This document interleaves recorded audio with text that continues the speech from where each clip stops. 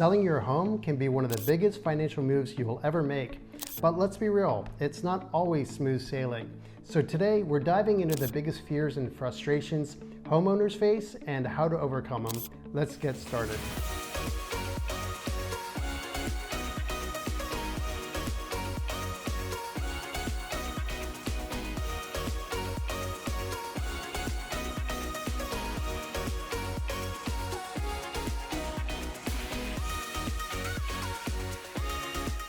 Aloha, I'm Chris Shomo, real estate agent and owner and founder of Home Sweet Home Hawaii, brokered by eXp Realty. Welcome to our channel.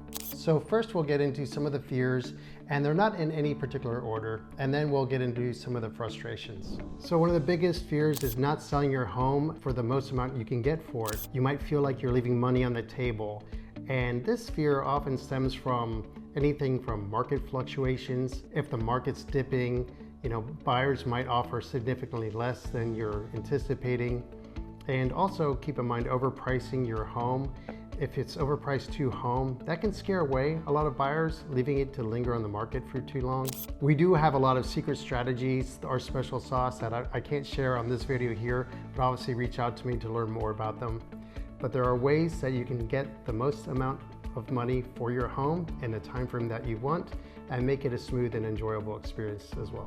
One thing we are seeing right now though are mortgage rates, and that's affecting buyer affordability. So what do I mean by that? When rates rise, buyers usually qualify for less. And this can in turn mean limited demand for your home or even a smaller buyer pool. Hawaii has been pretty much always a seller's market, even during the pandemic. Where interest rates were in the 2s and low 3s, homes were selling very quickly, and literally there were multiple offers like you can't imagine when you'd list a home for sale. So if your house was in excellent condition and turnkey, it was not uncommon for us to have 20 offers on a home or more on one given weekend. But now it's not so much the case. Interest rates are higher, they're double, even triple than they were a couple years ago, which means now for buyers, that mortgage payment has doubled. So that's something to consider. What they could afford a couple years ago is now half of what they could afford now. So just think about it, if you're in their shoes, they're expecting a lot more if they're paying $4,000 to $6,000 to $8,000 a month on a mortgage payment for your home. Just something to keep in mind. And with fewer buyers means fewer offers, potentially leading to the home sitting on the market for longer. Now buyers use this to leverage negotiations in their favor. They know that the buyer market is slim, so they're more likely to make lower offers. Now, so much of this really depends on their agent's knowledge and negotiation strategies as well. But keep in mind, if you may find yourself not in a seller's market and having multiple offers, all you need is one solid buyer that loves your home and is willing to pay market value for it. Another fear for seller is, what if you finally have the right buyer for your home, but the buyer ends up backing out because of concerns from the home inspection and any costly repairs that might be needed in the home. So there are a lot of ways to prepare for this in advance. There are actually sellers that'll get a home inspection done in advance prior to putting their home on the market. So they can see if there are any repairs that need to be addressed prior to putting the home on the market. I'll often recommend that. Even making smaller repairs in your house, like making sure the sliding door works flawlessly and the windows are working fine, or if there's a loose banister, like tighten that up. It's making these small repairs, these adjustments, that really assure the buyer that the homeowner took great care of their house. And any hidden issues like outdated plumbing or when the roof needs to be replaced, these are costly repairs. This is something that the buyers need to consider as well when they're purchasing the home. So keep in mind, buyers might request credits at closing from your proceeds to fix those items after you record. Another thing that sellers are really concerned about are buyers making lowball offers. And as I mentioned, this can happen as a result of a small buyer pool, but it can happen in any market. There are people who feel they need a discount no matter what. It is like their MO. They feel it's not a good deal unless they get a big discount. A seasoned professional agent is going to advise you on the proper market value of your home. So you don't have to accept any lowball offers. If the home is priced right, its market value, you'll eventually get a buyer who's going to pay market price for it. But keep in mind though, if your home has been listed on the market for say 3 or 4 weeks and there have only been like 1 or 2 showings, then chances are it's overpriced. Also, if your home's been on the market for say 1 month or 2 months and there haven't been any offers, then that's usually an indication that your home's overpriced. Now, another concern is a delayed closing, and typically in Hawaii, the escrow periods, if there's financing involved, you're looking at a 30-day close or 45 days, sometimes 60 days if it's a VA funding, for example. But if it's a cash buyer, heck, that can take as short as a week to close. So when you receive an offer and the timeline doesn't really meet your needs, you can request that from the buyer that they change the dates to your preferred timeline. And we also typically see that there's what we call a unilateral right to extend. So if you have a 30-day close, usually there's a 7 to 15-day extra time period that's allowed for either party to extend if they need it. So another thing is, if you're a homeowner and you're selling your home and you're thinking about buying a replacement property, whether you're downsizing to a condo or if you're living in a condo and you're moving up to a larger home. So if you don't have a new place lined up, that might throw a wrench in things for you. It depends. Timing and price point are the top 2 most important things to homeowners. So it often happens when you're balancing selling a home at the same time while looking for your replacement home. But to help with timelines, oftentimes there can be rent-back agreements that can help. And it's not ideal for everyone because of the risks involved. Another big concern or fear is losing lots of money due to high closing costs and even brokerage commissions. So you can and should know all these numbers up front and ask for a net seller sheet. And this will break down all of the costs for you. You can ask if any of it is negotiable. Having these conversations in the beginning before listing your home is key. And some homeowners ask themselves, well, is it worth brokerage commissions? I mean, look at the statistics. Statistics from the National Association of Realtors show that homeowners doing for sale by owner get on average 20 to 25% less money for their home than using a full service brokerage. So what about discount brokerages, also known as flat rate brokerages? Now, there are several things to keep in mind if you use a discount brokerage. There are almost always significant hidden fees. With discount brokers, they'll usually only just list on the MLS, which means you're mostly just paying for them to handle the paperwork. Everything else is either an additional cost or the responsibility falls on you, which is where things can get very complicated. They're typically less likely to negotiate because they don't have time to work for you. They make their money in volume. Bottom line, make sure you know what you're getting into and what services are covered. It can work on occasion, especially like in a really fast seller's market, but typically, you get what you pay for. Now, another concern is really not being able to find the right buyer or qualified buyers. If your home has a unique layout, or it's got a large unpermitted addition, or it happens to be in a remote location, or if it's next to something that's a deterrent, like you have hoarding neighbors, whatever the case, then it can mean less interest in the property. And there are a lot of situations really that can reduce the buyer pool.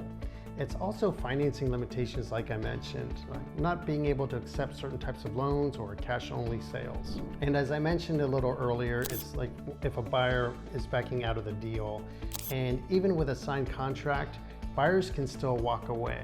A matter of fact, Hawaii is one of the most buyer-friendly states. The purchase contract has multiple contingencies that makes it easy for a buyer to back out without losing their earnest money deposit. So contingencies like financing or inspections, your home inspection, the termite inspection, even reviewing homeowners association documents, that sort of thing, that often allows buyers to cancel without penalty.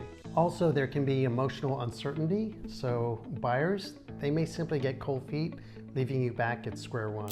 So great ways to prevent this is really for your real estate agent to have great communication with the buyer's agent from the get-go.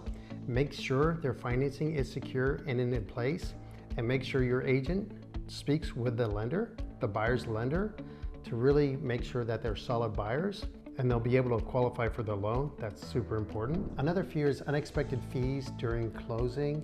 So like taxes or homeowners association dues, they can shrink your bottom line. So if you're a non-resident homeowner, say you live on the mainland, but the home you're selling is in Hawaii, then you're subject to HARPTA, which is basically a 7.2% tax withholdings that's out of your net proceeds. And if you're a homeowner and live internationally, then you're subject to FERPTA, So I'm not a tax consultant and this is not legal tax advice, but you can avoid these withholding amounts by using a 1031 tax exchange. Now, another fear for home sellers are legal complications with property lines and land rights. So to prevent any issues with property lines, it's often suggested to get a survey done prior to listing your home on the market. A lot of ultra high-end multi-million-dollar homes will do a lot of prep work in advance. Home sellers doing their due diligence, like the survey report, of course, like I mentioned, and staking, and even having your major plumbing lines that lead out to the street, having those inspected. The reason why I mention this is because here in Hawaii, we have large fruit trees like mango trees and avocado trees that have really large root systems that penetrate deep into the ground, often destroying piping that lead to the streets. So to have those inspections done in advance can really prevent you from major issues down the road. So I've covered some fears or concerns that can often be seen with homeowners that are about to sell their home on the market. If you had any specific questions about anything that I didn't cover so far, feel free to mention it in the comments below, or feel free to text me or shoot me an email or give me a call. I'll be happy to share more information, more insights for you. Okay, so let's get into some of the frustrations quickly and some key frustrations that homeowners deal with. And these aren't really petty issues either. A number one frustration is neighborhood competition. So when you have multiple homes that are very similar in style in the same neighborhood on the market at the same time, that can directly impact the sale of your home for better or for worse. And buyers will usually tour and compare all their options, right? So you want your home to be priced very competitively. And another frustration is prolonged time on the market. And we call it getting stale on the market. So like I kind of touched on before, if your home has been sitting on the market for over 30 days, 60 days, 90 days, there's a great chance it's absolutely overpriced. Now, another frustration is managing multiple offers, but that's actually a kind of good frustration, right? So while a bidding war can be a good problem to have, juggling those multiple offers, that can get very overwhelming. So deciding between price and terms and the contingencies, those require careful thought. And choosing the wrong buyer, that could lead to a delayed or failed closing. For example, a VA financed offer, that's the highest offer, but with no money down, that can be a risky choice. Because if your home doesn't appraise for their offer price, they may not have the funds to come up with the difference in cash. So the lender will only fund a loan for the appraised amount. There are ways to negotiate this for sure when you're dealing with this, but things are not always what they seem in an offer. And you want to be wise about the buyer with a shiny offer versus the buyer with the offer that's most likely to close. But in the case of a low appraisal concern, one thing that you'd like to have in your offer is what's called an appraisal clause, meaning that the buyer will pay X amount of dollars in addition to the sales price, an extra deposit to make up for that difference in sales price. And again, not to get into the weeds here, but if you want more education on that, feel free to reach out. Another frustration for homeowners is preparing the homes for showings, and keeping your home show ready is certainly no small feat, especially if you have a lot of kids, a lot of keiki, and pets in the house. It's difficult to always have the home ready, always to be on when buyers want to view your home. Frequent cleaning and decluttering can be exhausting, especially for families with kids and pets. And staging costs, they can add up, but it's often necessary to attract top dollar offers. Now, sometimes, more often than not, your listing agent will roll the staging cost into their commission fees, which means no upfront cost for you. And another frustration is navigating complicated legal and closing processes. So selling a home isn't just about finding a buyer, but it's also about getting through all the paperwork. There are legal complications like disputes over property lines that can derail sales, and unexpected fees at closing. Escrow timelines are critical, and you have to meet your deadlines, otherwise it could be grounds for cancellation. But don't worry, the majority of these frustrations and concerns, they can be addressed for the right planning and the right strategies. And there you have it, some of the most common fears and frustrations that come with selling a home. But here's the good news. With the right strategy and the right agent, you can usually avoid most of these pitfalls. Were there any questions or concerns you had that weren't covered? Feel free to write them in the comment section below.